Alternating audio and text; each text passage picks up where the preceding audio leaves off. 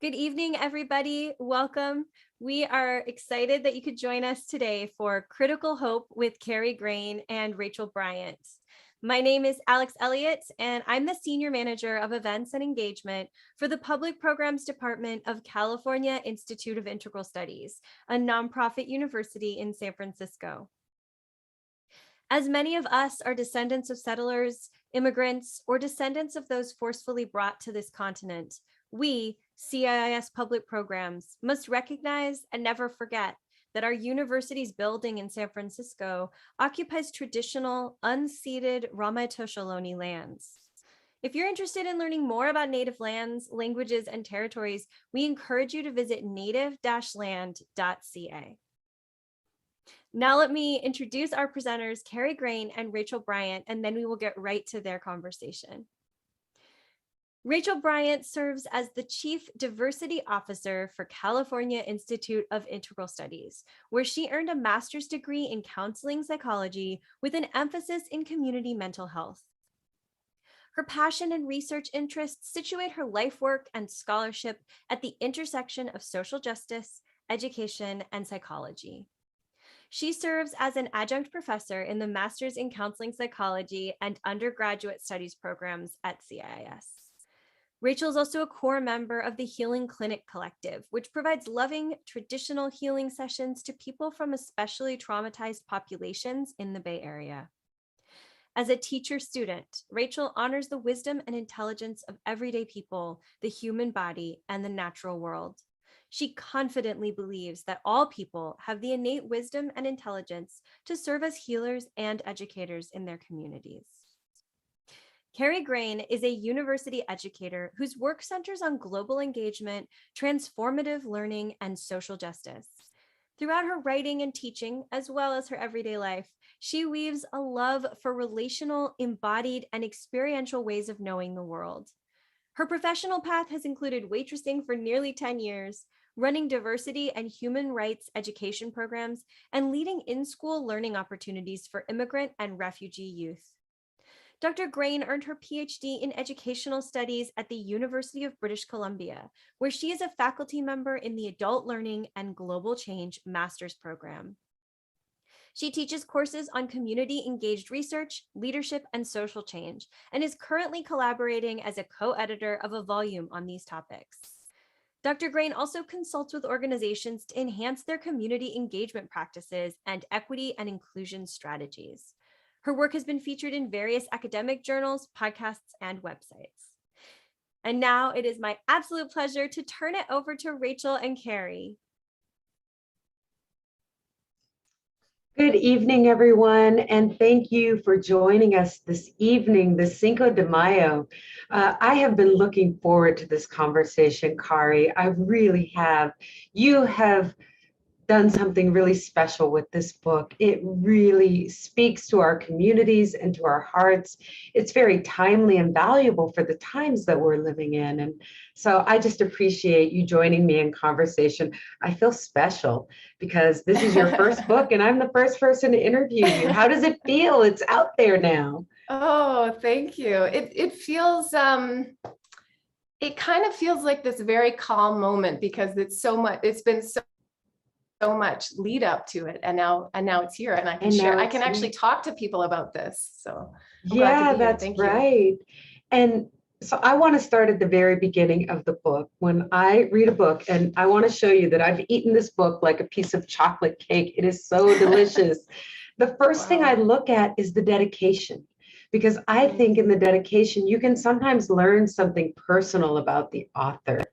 And you dedicate this book to your grandma, your maternal grandma, Besta, right? And you thank her and all the elders who have shared their wisdom, but also remain open for our possibilities for the future. And I wanted to ask you why you dedicated this book to your grandma, Besta.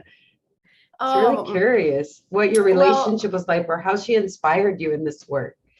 Yeah, I love that you opened with that question, actually. I had the opportunity when I was, I guess, 19. It was the first time I had moved away from home.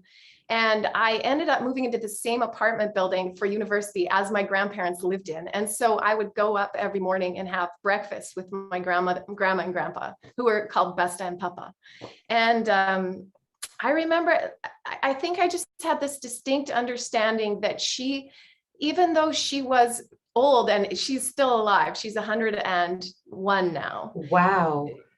She is not set in her ways. She has retained this open-mindedness to making the world better. And I remember there was one thing she did to preserve, she was trying not to produce so much garbage. And I remember thinking like, wow. And she told me that she had just started that practice the week before, that she was trying to produce less garbage. And I thought, wow, at this age, she's forming new habits, even though she won't be around to see the world that she helps to create. So Amazing. I think that's why I was inspired. Yeah.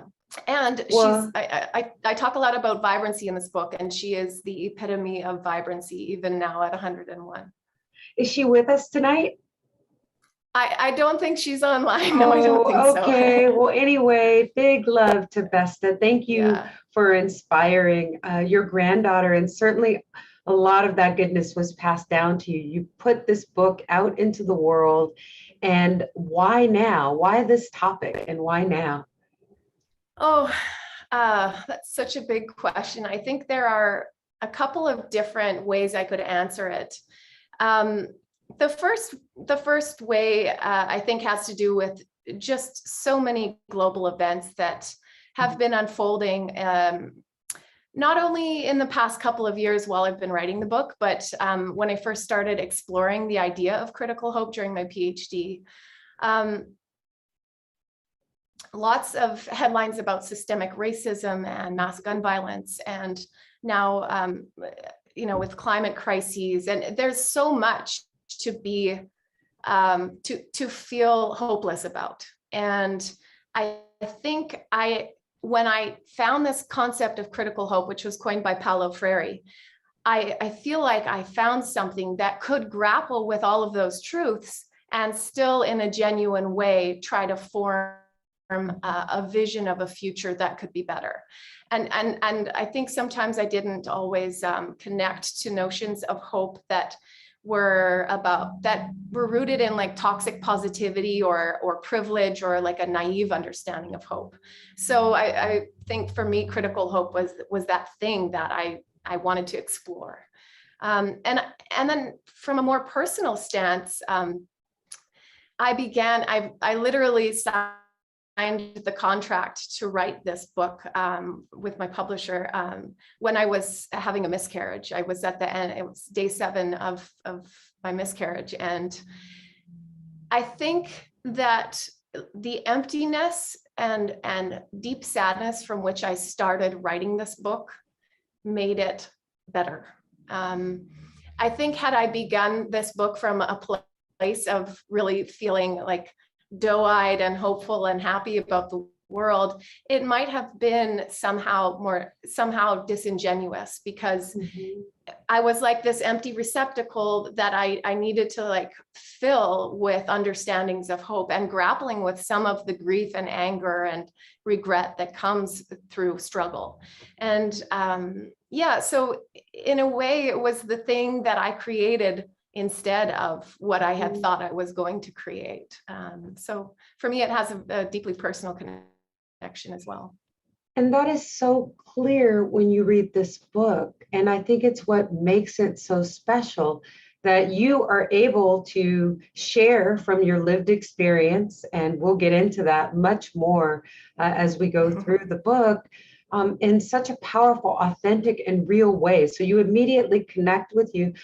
And also, you're a scholar, you're an academic. It's very well researched. So there's this balance in the book between personal story, not just yours, but community members, and deep scholarly research. So I appreciated that. Thank you. The other quality that I appreciate about you as an author is that you are a word girl. You are into the etymology of words, and you talk about the difference between like critical and hope and praxis and practice and grapple. And all throughout the book, you make it very clear what you're speaking about and give a refreshed, I think, definition of some of these concepts. So why don't we start there and you tell us what critical hope is? Sure. Oh, it's funny. This is the first interview I'm having about this book. And every time I've come across somebody that says, what is your book about? I thought, I need to practice this more. But I think critical hope as a concept, it is an approach to hope that is rooted in action and is concerned with systemic change. And I like to, in the opening few pages of the book, I wanted somehow like a human entry point to what is critical hope from my perspective. And what I came up with was I think I'd always been told that you're either hopeful and that makes you naive, or you are critically aware of a lot of injustices and suffering in the world, and that somehow makes you cynical. And I feel like I was constantly being told to choose which role I was going to play. Are you this person? Are you this person? You can't be both. And when I found critical hope and started exploring it and building it out in ways I wanted to build it out, I think I discovered this space. I describe it as like the meadow where two seekers meet and become one. And for me, there was a little bit of peacefulness in in allowing the tension between these two different characters to play out. But then to recognize that it's not just about two characters, it's about like once they are, wrestling or grappling with one another or making love, they form all of these new possibilities and these new understandings of how we can view the world. And it was like, for me, I don't have to listen to what other people have, in academia, that you have to be this one thing, or elsewhere that you have to be another. It was like, this lets me be who I am. This allows me to hold my multiple beings in the same framework. So for me, that's what critical hope is. Mm-hmm. I think it's a message that we need right now with everything that is transforming in the world. Like, these are critically transformative, auspicious, desperate times. We're holding all of that complexity. And I think that the message that you bring in the book helps people move through that difficult space, and to even acknowledge that it's difficult. Like, throughout the book, you acknowledge the marriage or the coming together of those lovers, right? Of critical and hope. So it doesn't erase. And so what would you say is the opposite of critical hope? Because as you just said, like, people think of hope as sunny side up and it has to be either or. And so how would you frame the opposite of critical hope? What would that be? I don't know the answer to that fully. My mind immediately went to toxic positivity. Say more. Well, I think of some of these Instagram influencers that I have seen online, and they say, I just manifested the life I wanted to live, and here it is. Yes. And there is this idea that if you just dream it, it will become. And I think I do agree that imagining an amazing outcome is a really important part of achieving that reality. And I don't think you can deny that. But often what toxic positivity or naive forms of hope don't take up is how you can't untether the ability to manifest something, a positive outcome, for example. You can't untether that from systemic inequality. You can't untether it from the society in which a person lives or the body that they inhabit, and how society values or doesn't value that body. So I do think that critical hope is a little bit of a talk back to toxic positivity. And I think it actually holds space for not only Paulo Freire would call it the politicity of hopefulness, but the fact that it has the characteristic of being political, but also it holds space for grief and anger at injustices and, some of the, guilt that some people might feel as they walk through the world. I think there's space. You and I were talking before we started tonight about the feeling of spaciousness, and that's how I imagine critical hope as well. Mm-hmm. Yeah, at some point in the book, I have a note here that you also said that critical hope can be put down and returned to again. And what did you mean by that? I thought that was really powerful. Well,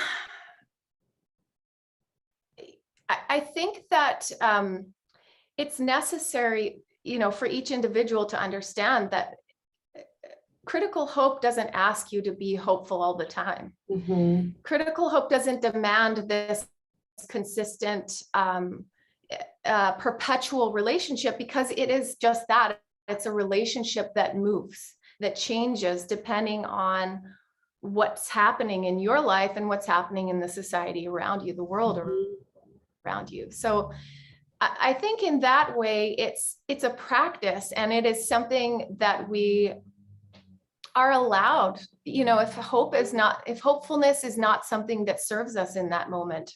And I've been through, moments of despair, and I've been alongside people who have as well. And you can't tell them to just be hopeful. That's a completely, it's tone deaf, and it is not realistic sometimes when people are tired or they've experienced incredible loss, and so I think that critical hope really does, there is a sturdiness in it, because it's always there for you to pick back up when you're ready. Thank you. And there were times that this book just took my breath away, Kari. I had to put it down, and I had to just let the power of some of the stories that you tell, including your own, sink in. And I could feel it working on me, right? I could feel myself examining myself, examining the conditions that I'm in. And I really want the heart of this conversation to be about your journey as a young woman in Africa, and examining and how your experiences there inspired parts of this book where you examined your power and privilege. And then you bring this other story in of a colleague named Aisha, a Somali activist in Canada with you. And just the contrast of those two were so profound for me. So let's start with you, right? You're this 20-year-old. And you decide that you're going to save your nickels from waitressing, and you are going to go to, did you go to Uganda first? What was No, I started in Ghana. Ghana is where I had my first introduction to, Right. So you decide, I'm going to save my nickels, and I'm going to pack my bag, and I'm going to go to Ghana. And what was your vision as a 20-year-old? So as a 20-year-old, and I was working with another server we worked at this pub with like cheap wing night, and we saved our money for months and months. And I just remember thinking, I am a kind person, and I am going to go do a kind thing, which is to volunteer in Africa. And in my mind at that time, Africa was one big place. I had read these very romanticized versions of what that place of Africa was. And, it doesn't, I think you can speak to a lot of people who go with these intentions that are quite naive. And I think many people will tell you something similar, but I'll tell you how I felt, which was I arrived in this rural village in Ghana called Ejura, and I was there to volunteer in an elementary school. And I don't know if I had thought about it, but I did not speak the language when I arrived. Shocking. Kind of important, I know. right? Yeah, right. And if you're going to be teaching children. So, I'm there, and there are local teachers who speak the language, who know the children and their families, who are experts in the curriculum. And I, I have since then thought, how the heck and why the heck would anybody let me, 20-year-old me, show up and think that I had anything to offer in this space? And it was an important moment for me to start. It was a bit of a slap to figure out, like, I have to do some unpacking of my own. And it wasn't just the unpacking that happened in that moment. It's been decades, Right. of that reflection Mhm. of what it means to be a white person, and the privilege that carries in those spaces, but also to have a Canadian passport, to have the socioeconomic status to be able to leave if things get hard. Yes. There's so much to that. Yeah. There is, and this story unfolds, and I like the detail that you gave, that even before you left Canada, as you were sharing with your community that you were going to Africa, that people were giving you donations and money for your trip. Mhm. And you really go deep into Mhm. your conditioning rather, as a female-bodied person, like to be this nice girl and to do a do-gooder and Mhm. all of that. And that part of your Mhm. conditioning that you later reflected on and grew and released some Mhm. of that. So how did it go for you when you started working with these children? Well, I very quickly realized that I was just going to defer to the local teachers, because I was really just on the sidelines, as it should have been. But in that section you're referring to, I think I called it complexifying kindness. Mhm. But so much of what I had come to expect of that experience came from just the social accolades of being the person. And now it is a lot more common for people to go do volunteer work abroad. But at the time, I knew very few people who were going to East or West Africa to Mhm. do this type of thing. And boy, I got a lot of extra tips for it. When I was serving, I got just lots of pats on the back. It was very affirming. And I think that, in the time since then, the complexifying kindness thing, it is examining, am I doing this for them, or am I doing this for me? Because in hindsight, I was very much doing it for me. I was doing it to feel good about myself, to feel like I was worthy, to feel like I had something to offer. Because if I didn't have anything to offer really at the time in Canada, then understandably, I also don't have anything to offer in a Mhm. Ghanaian context, right? So I think sometimes we really, and when I say we, I think I just mean privileged Westerners, we Mhm. overshoot what we think we have.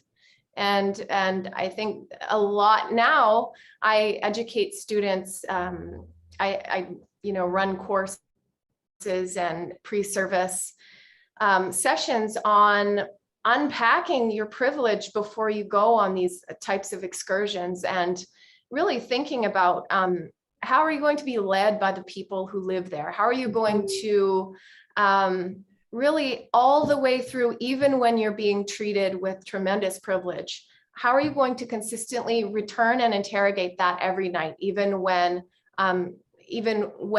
for example, white supremacy is living through the people that you're encountering in that Mhm. space?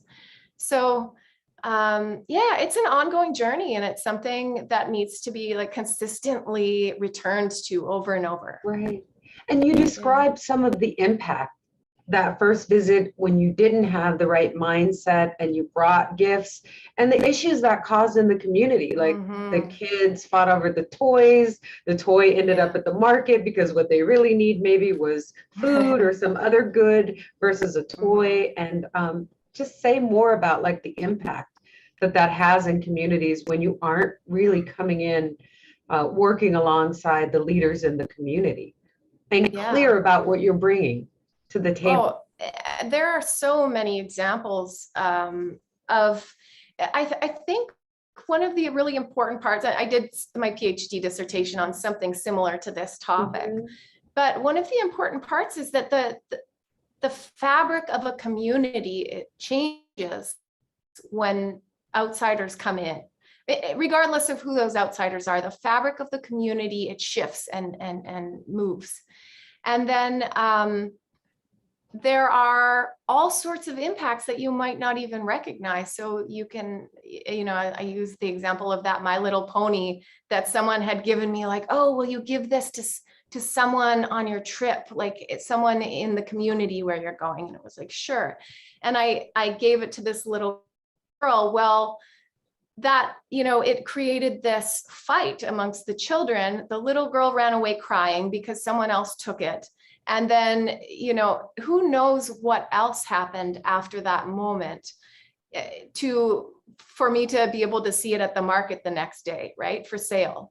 Because it was something that was coveted, but it was not something that has value.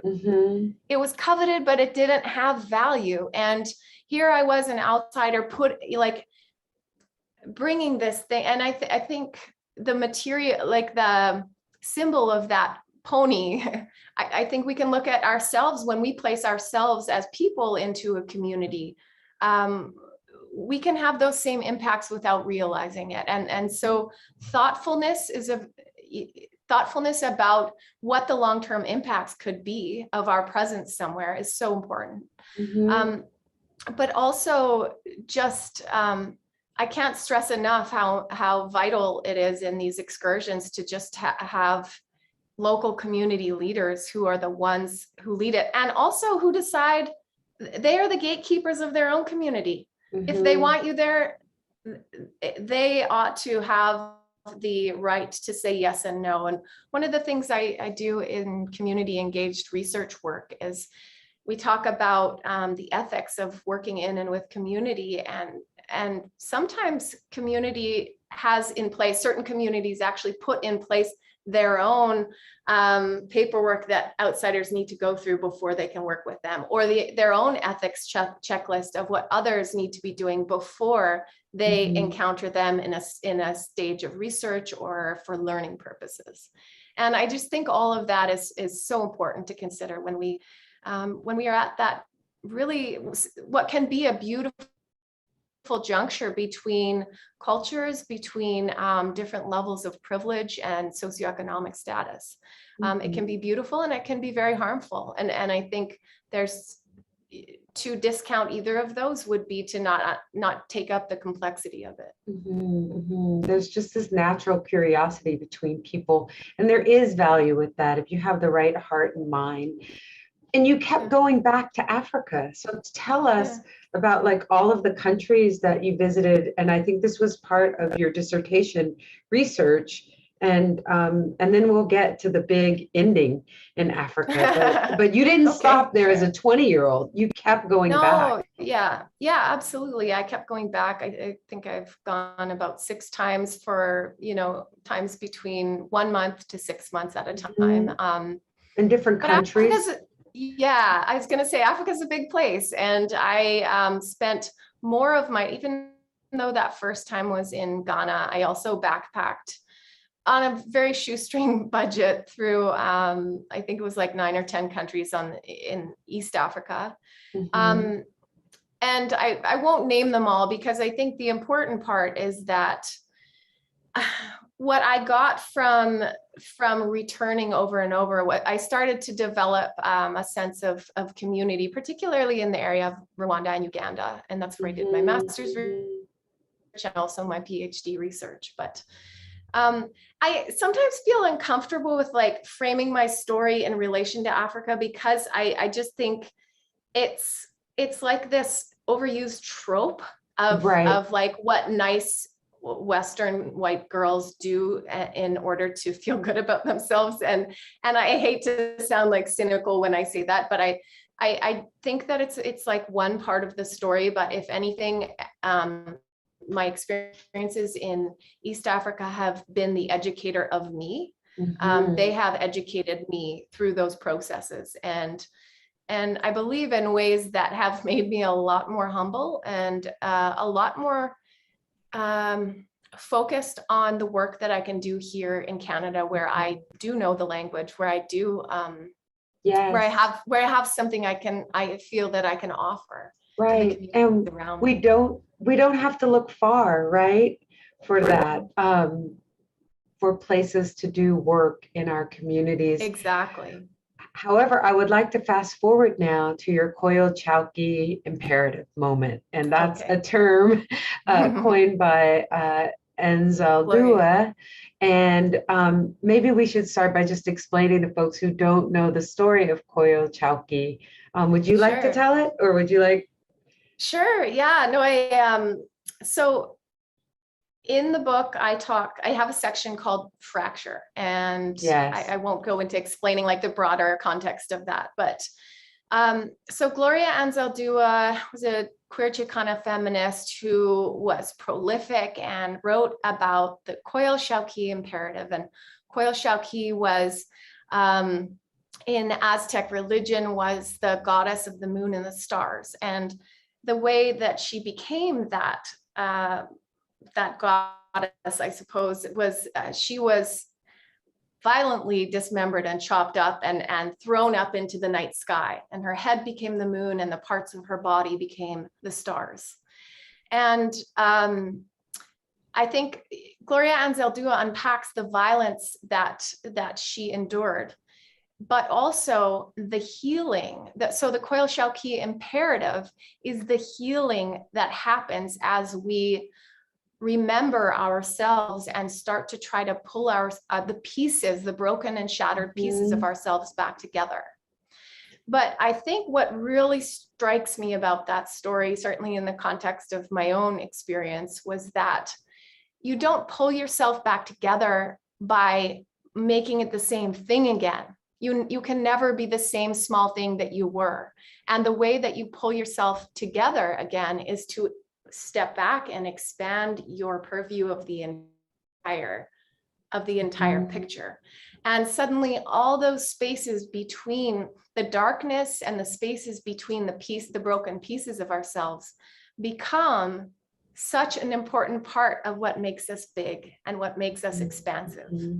And I was just so inspired by Gloria Anzaldúa's work, and I kind of built it into this concept within the fracture section. Yeah, you mentioned her throughout the book, actually, and I really appreciated that. A lot of people are familiar with her work. In that section, fracture, you also say that fracture is the fastest catalyst, event to hope, or the Koyal Chowki imperative, right? And you had one of those moments while you were on a trip to Africa. And that was one of the parts of the books that just took my breath away. One, that your story is so powerful, but two, that you told it the way that you did. You could tell that you had really sat with and had that embodied inquiry, something else that you talk about in the book through your experience. And it transformed itself into something bigger, and eventually this book that we're talking about today. So could you talk about your personal fracture that was a huge catalyst for more embodied wisdom, for more critical hope in your life? Yeah, absolutely. So I had finished quite a few months of field work in the village where I had been conducting my doctoral research. And this was in 2017.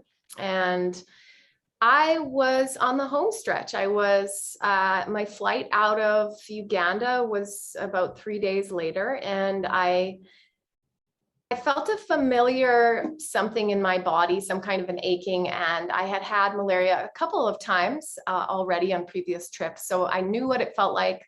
I went to the doctor that day and it was confirmed that I did have malaria, but I also had an E. coli infection.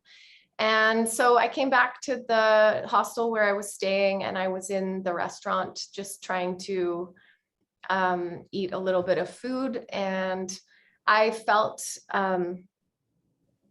just felt my chest go, like my heart just stopped beating. And I just remember looking down at my chest and thinking, why is this happening? And it turned into just sheer panic. And Mhm. I genuinely felt like I was dying all of a sudden. And my very first thought was, I have to get out of this. It was like just an outdoor restaurant of the hostel where I was staying. And my thought was, I have to get out of here and away from people.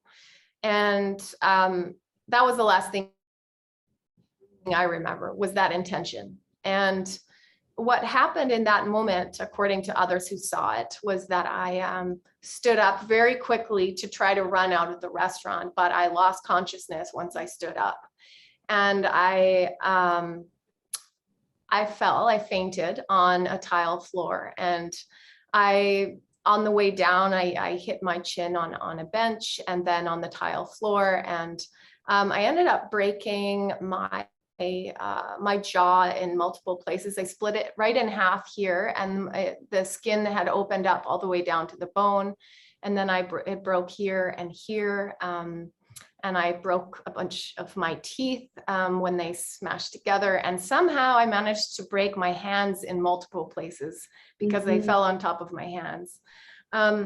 But that I don't remember that particular fall, because I was having this intensely Yes. just spiritual experience where I was being welcomed home. I sometimes am reluctant to get into this conversation because it's just my experience. And what I felt was a complete and utter euphoria, and it was beautiful. And there was sounds of whispering, like excited whispering. And it was just like, I was sinking into this whirlpool of love. There's no other way to describe it. I was in a whirlpool of love, and everyone I had ever known, there weren't people, but there was the feeling of everyone I've ever loved. And then something changed, like the floating feeling shifted, and I was just pushed up. And then I just remember I feeling like I came into my body, and there I was. And I was on the floor in a hostel in Uganda, and there were, dozens of people gathered around me looking very worried. And I just remember my mouth was full of blood, and I thought I had rocks in my teeth, but they were my broken teeth that were in my mouth. And people are yelling and saying she's been sick. And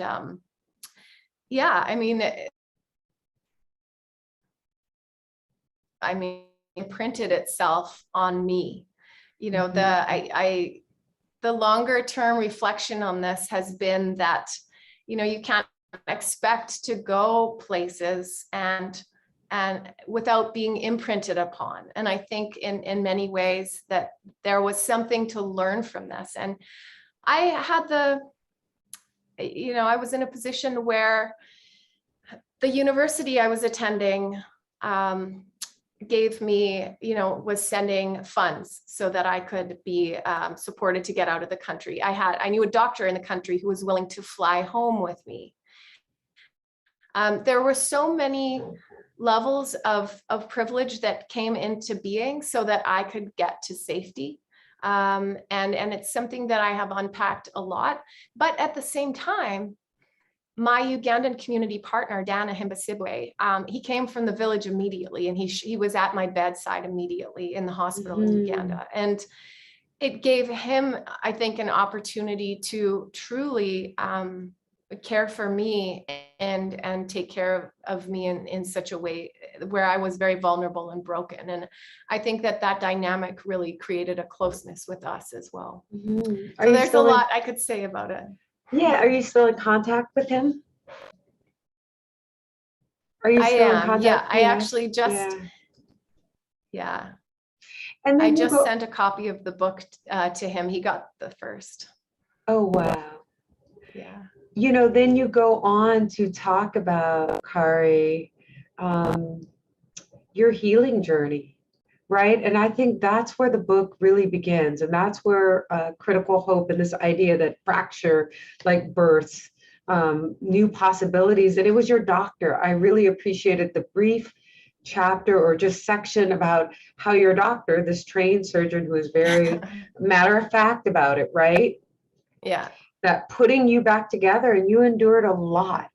a lot of surgeries, a Mhm. lot of suffering to be put back together. And he was the one, I think, that sort of planted that idea that the expectation is not to go back to whatever it was before.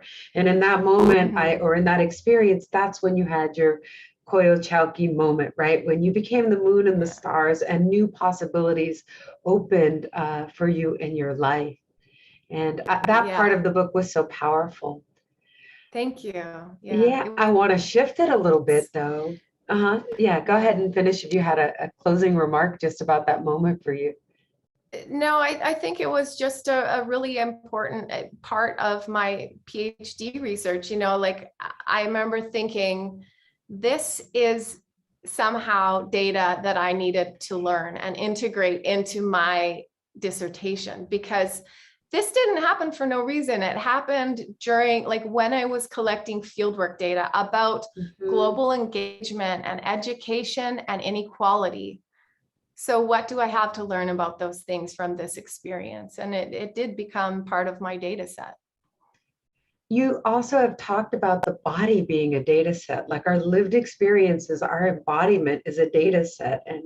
And certainly you became part of your own research, which is powerful in that way.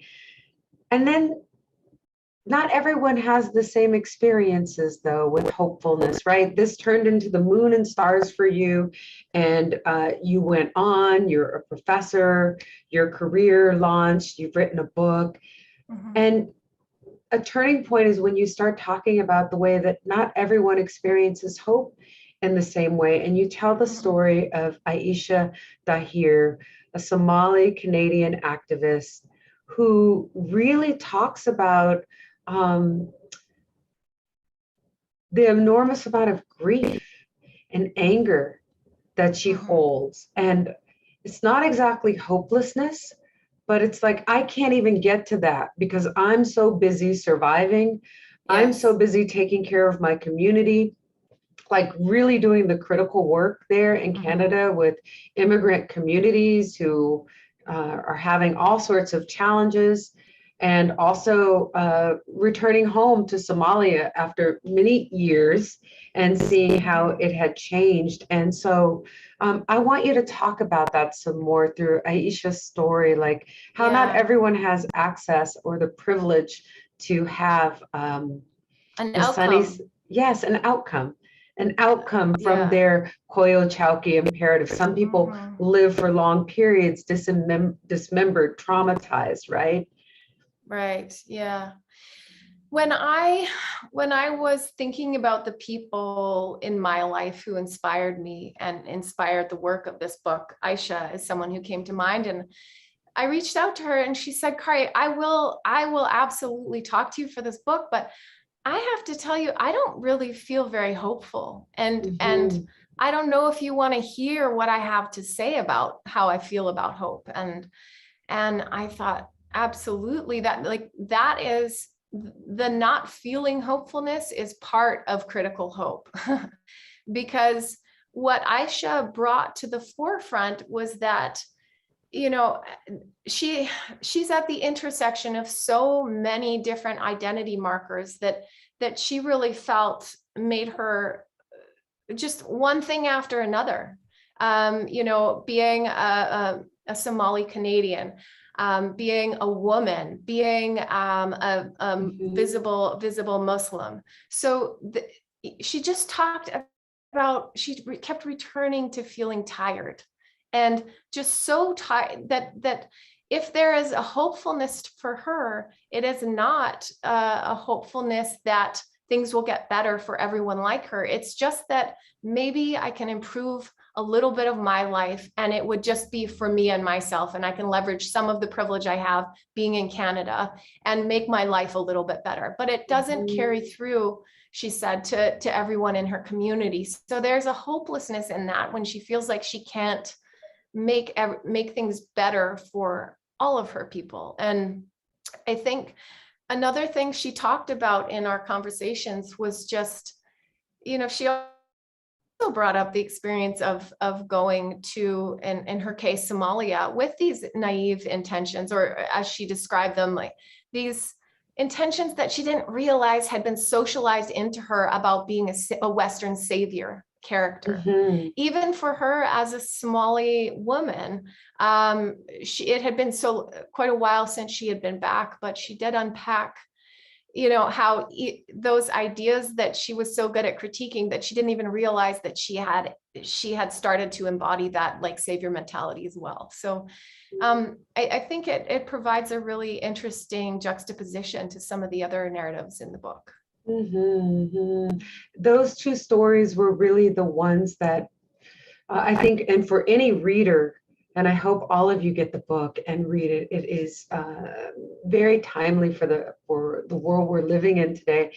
That's why I had to put it down. I began to think about the ways that I maybe have had a savior complex working in community mental health, being exhausted, much like Aisha. How do you say her name? Aisha?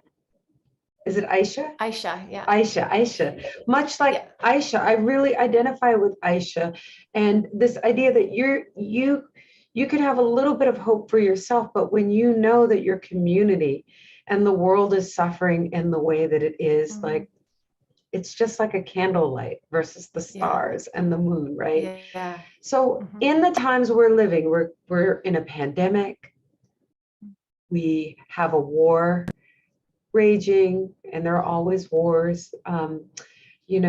People are still dying from police violence. There's Asian hate. We could go on and on about all the reasons to be hopeless, right? How can we use, and you outline some of the steps, and how we can use critical hope as a practice. And you delineate that from being a praxis and being a practice. And so I would like for you to talk a little bit about how we practice critical hope, not just for ourselves, but for the world that we're living in right now, and why it's so important to hold it the way that Besta does. That's why I'm glad we started with your grandma, right? All of that wisdom that life has given us through our experiences, and still having hope and staying fresh for the future that we're co-creating. Well, I think the number one thing I would say is that it's different for everybody. If I learned anything through talking to all these inspiring people in my book, it's that everyone holds fast to something different. I was just talking today to the Vaughn family, Jarrett and Ashley, who have a daughter who has a lot of severe disabilities, and much of their life has been doing advocacy work for her and for other children with disabilities.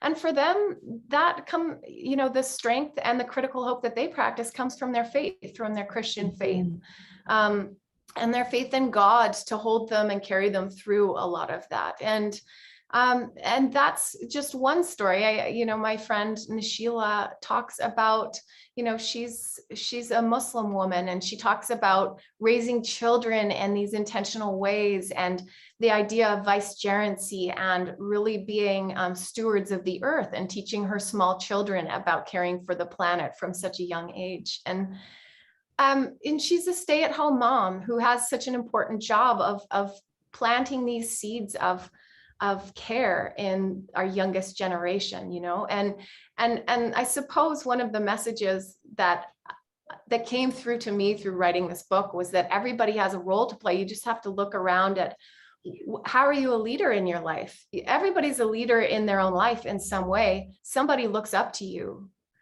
whether it's in a workplace, in your family, in your friend group. And so how can you leverage that and cultivate and practice critical hope in ways that are genuine to who you are? And I know that I talk about, we had promised to talk about the 7 principles of critical hope, and we're almost at a full hour and we haven't talked about the principles, but they're on the back of the book. And yeah, I'm happy to outline them. So the first principle is that hope is necessary, but alone it's not enough. And that's just really comes from Paulo Freire's original conception of critical hope. But also critical hope isn't something you have, it's something you practice. And the inspiration from this actually came from Ashley Vaughn, who I was talking to, and she said, I couldn't do this without, it's not something I have, because you can lose it if you have it. It's something you do. It's something you wake up and choose to do every day. And some days you don't choose to do it. Some days you come back to it later. So the third one is that critical hope is messy, uncomfortable, and full of contradictions. Yes, that's the one I hope you rest on a little bit here and talk more about. Yeah. Yes. Well, for me, it is not a comfortable space to live in this place of tension all the time, of constantly thinking about the possibilities of what could be in the same space as the realities of what is, what is actually happening, and what is likely to continue happening if we're honest with ourselves. But we can, it's kind of like this discomfort of potentially all our efforts might not amount to anything, but it doesn't mean you can stop trying. And the messy part and the full of contradictions. I remember being asked during my during graduate work to identify my theoretical framework, and I remember thinking, what the heck is a theoretical framework? And I was supposed to choose like one way of looking at the world, and I thought, well, I can't just choose one. There's so many beautiful things, but you have to choose because this contradicts with that.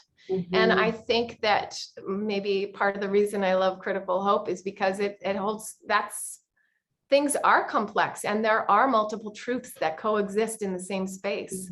And it is not comfortable to accept that, but it's what it is. So I think that contradictory understanding of critical hope is pretty important. It is, and you bring it together so beautifully in the book.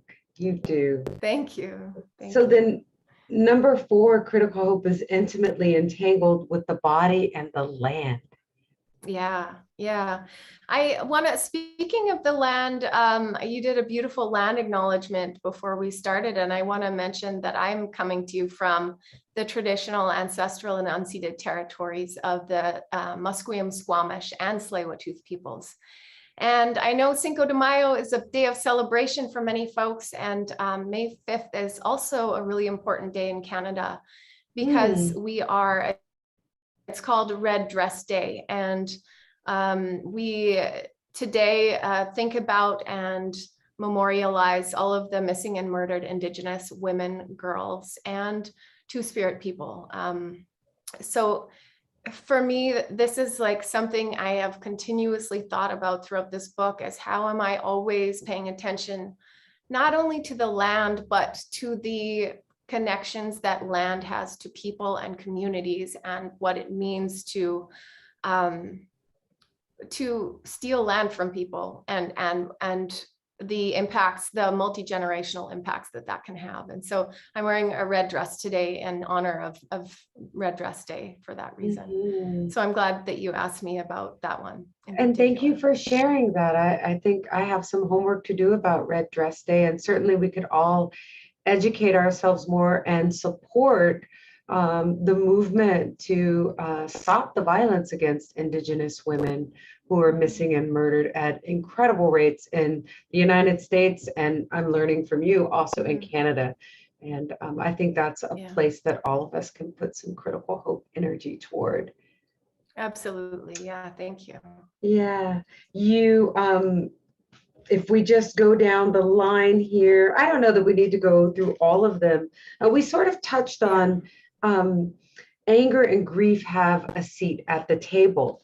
People are angry and grieving right now. Like, so how as a society can we grapple with critical hope when, like Aisha, like there is so much despair? Well, first off, I don't have an answer to any of this. I want to make it clear that I am not an expert on how to, and the, anger and grief seat at the table. I worded it that way because it is this spirit of hospitality. It's not just tolerating the existence of, this concept of tolerance it's not good enough, because instead there needs to be some understanding that if we treat things like anger and grief with a sense of hospitality, we stand to learn so much more from them. If we sit at the table with them, if we treat them as equals, if we really stop to consider what they're teaching us in that moment. And I think, you know, I talk about Rumi's poetry. I open the book with a quote from Rumi, but also he has this poem called Love as a Guest House. And he talks about how, you know, emotions move through our house, and you leave the door open and you invite them in and you spend time with them and they will eventually leave. It's this idea of impermanence. But, you know, also to acknowledge that some people have those visitors a lot more often. And I think we can't detract from that as well. Listening to you made me think of the metaphor of the Billie Holiday song, you know, good morning, heartache, sit down, right?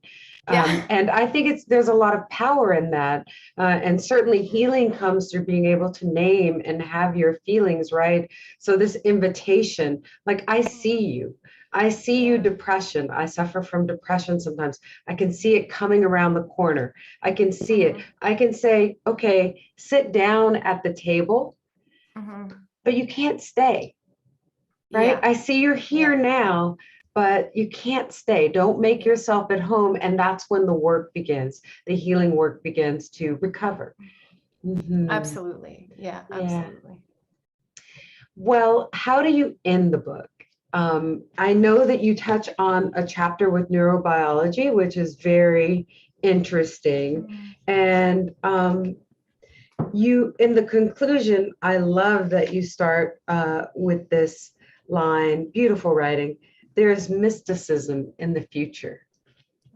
And so you say the past and present leave material evidence, signs that cultivate a sense of knowing about the world, but the future is lacking any sort of evidence in the way that the Western ways of knowing like to know things. Can you expand upon that?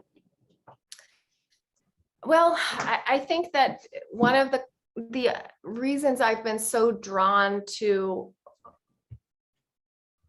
thinking about or studying hope is that it is a future oriented, whether you want to call it an emotion or a feeling, like it's so future oriented.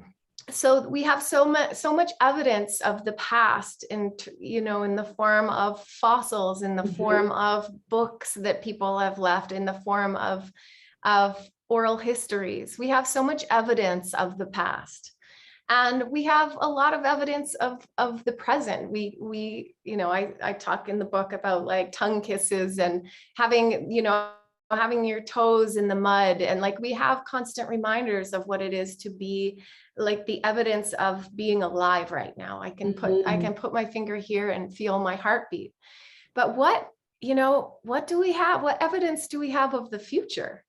I can't think of any evidence that we have other than our own imaginations, and other than what we actively construct and project that will happen in the future. And so I think that's part of the reason critical hope is so important, both for Paulo Freire calls it the ontological need that people have. So it's part of our being that we need hopefulness to be in the world. But also from a material perspective, to be able to change systems that cause suffering, to be able to change systemic inequality, we have to have a vision, an affirmative vision. Critique is important and we have to understand what's not working, but we have to have that affirmative vision of what we do now. How do we change it and what makes it better? So I know I see that we're out of time, but I wanted to just close with that. Thank you. Why don't we go to the audience questions now and see what they have to say about all of this? And we'll just wait for those to come up.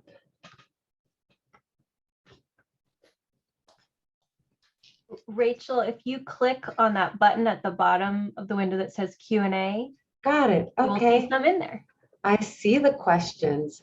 So the first person asked, what are resources that you share with your students to help them examine their privilege? Great question. Oh, yeah. So one of the things that I have students do in terms of critical reflection has like multiple layers. It has the very personal layer. It has putting oneself into context. The reason I'm doing this is because I have this visual I always give students, and then I ask them to think about these layers. But there's also the societal context in which you are living. So you need to think about how one's identity relates to that societal context. But then there's this level which is conceptual and has all to do with the ways that people understand the world in this big picture. So certainly one of the resources that I've developed is just a 3-page worksheet that I've created and drawn upon. But also there are readings. The one reading that comes to mind is Can the Subaltern Speak? And I think that is a really good, that was actually given to me when I was a PhD student, in thinking about how people in different societies, like how they might be taking on colonialism through their own bodies. And I think that if you actually can take the time to unpack it with students, it can be a really powerful reading. It's dense because she writes in really dense ways, but that's another one. I'll have to think. I don't know if there's a way to provide resources afterwards, but I feel like I could come up with some and share them to those that were interested afterwards. Well, maybe you could share a little more of the resources that inspired this book too, because there are a few authors. You named Ferrari as one. Who were some of the other just authors and scholars that inspired your work as resources? Well, my first thought was Adrienne Marie Brown, because she was the person who got me thinking about how this work can be joyful and full of pleasure. And yes. I loved how she wasn't afraid of like the juicy parts of being alive, and that she brought it into the same space as social justice was for me like mind bending. And I think I needed that. Her writing, I would say, is what allowed me to hold these things in the same space, because otherwise I just feel like I didn't have permission to bring those like vibrancy and juiciness and pleasure into the same space as really critical analyses and research. So Adrienne Marie Brown for sure. I also, Sarah Ahmed has a book called The Promise of Happiness, and she talks about objects of happiness as these things that people aspire to, but that the hegemonic, like the people and structures in society that have power determine what those happiness objects are. So if you're a woman, your happiness object should be to get married and to do all these things. And that we have in some ways pathways that hegemony determines that you should be on. And if your happiness object happens to be different than what society has determined are the happiness objects, then you are somehow marginalized and excluded and punished for having those objects of happiness that are different. And I think I talk about objects of hopefulness in drawing directly on Sarah Ahmed's work on that, because I think it's very similar with hope. What do we even dare to hope for? So yeah, definitely The Promise of Happiness. I'm looking over this way because I'm looking at my bookshelf. There are several scholars who have written on hope. I know you and I were talking earlier in the week about Duncan Andrada, and I think his work on hope, and it was the first time reading his work that I understood that there were different, he started delineating different types of hope, hokey hope and audacious hope. A type of, Yeah, right. And I thought, oh, there's really something to that, because different types of hope have, it's like a different consistency or a different feeling to them.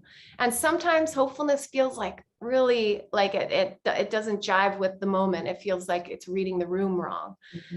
So I really appreciated his work as well. Great. Yeah. That's one of my favorites. Let's take the next question. What are some of your literary, academic, or even personal inspirations for critical hope? I think we just answered that question. Yeah, definitely. What is the connection between white saviorism and disconnection from ancestral ties?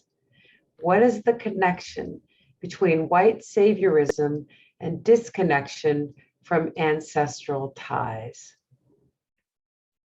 White saviorism and disconnection from it. I'm not sure I understand that question. Do you think you have a handle on what they mean by that?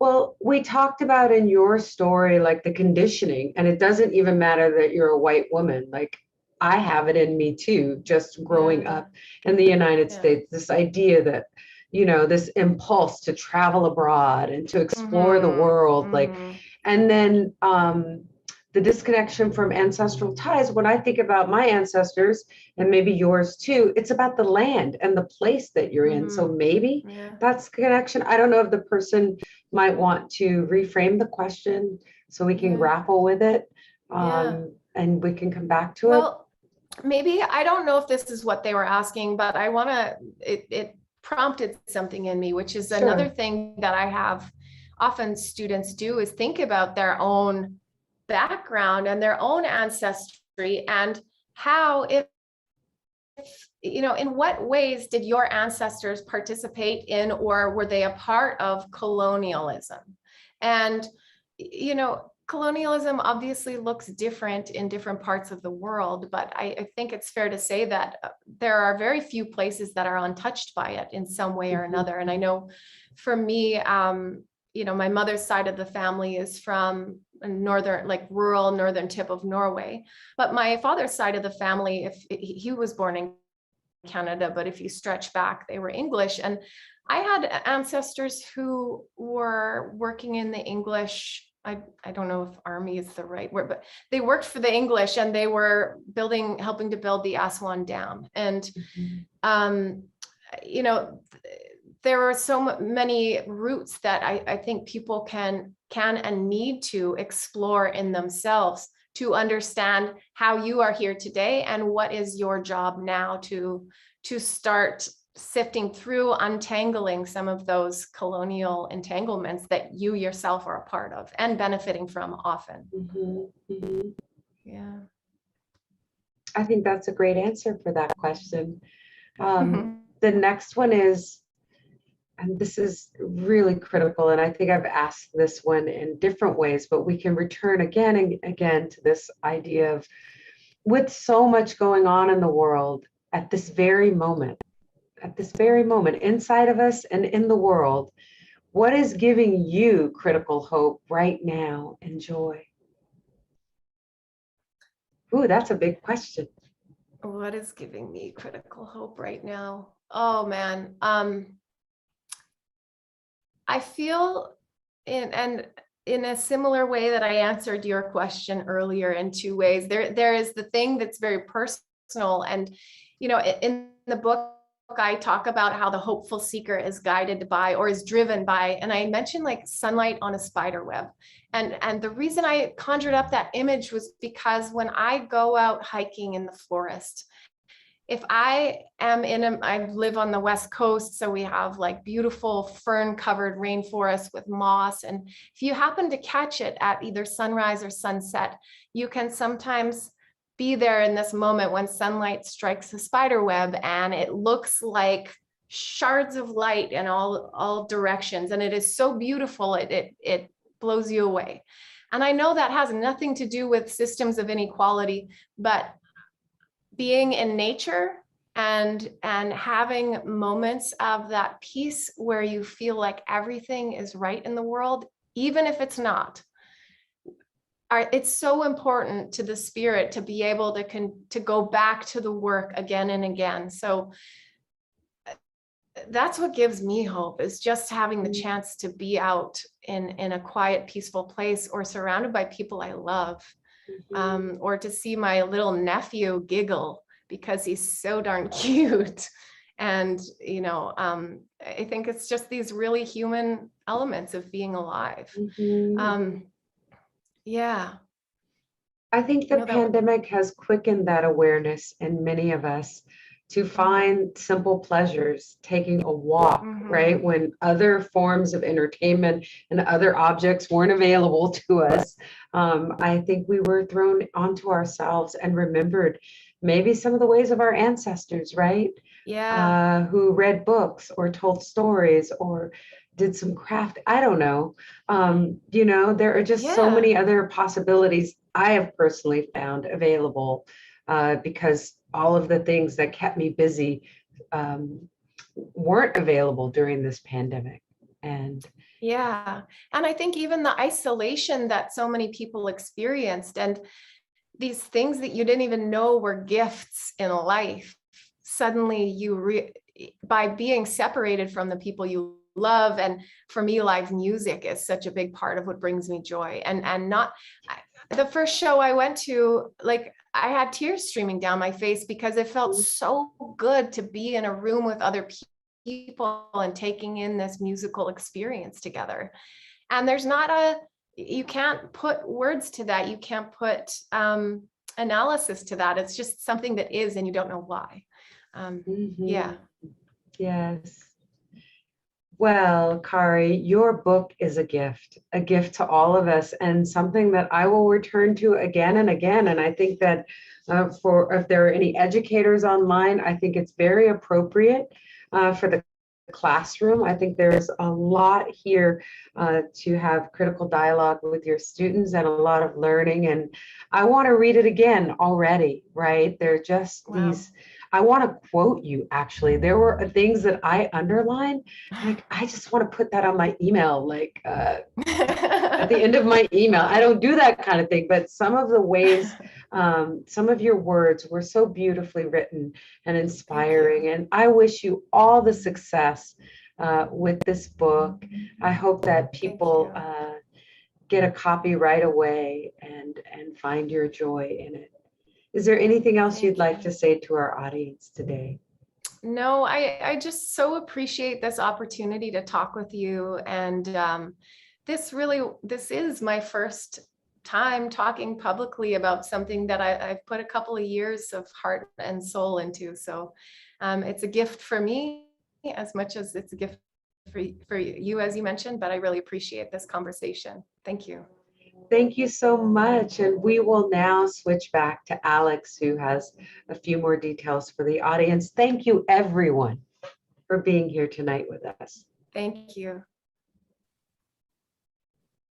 Thank you all so much for joining us this evening. We hope you'll join us for more of our upcoming talks and workshops. This conversation was recorded tonight, so if you'd like to watch it again or share it with your community, it will be available on our YouTube channel at this same link and later on our Facebook page. We will also feature this talk on our podcast, which you can find at CIISpod.com or by searching CIIS Public Programs on your favorite podcast app. Thank you again for joining us and have a wonderful evening.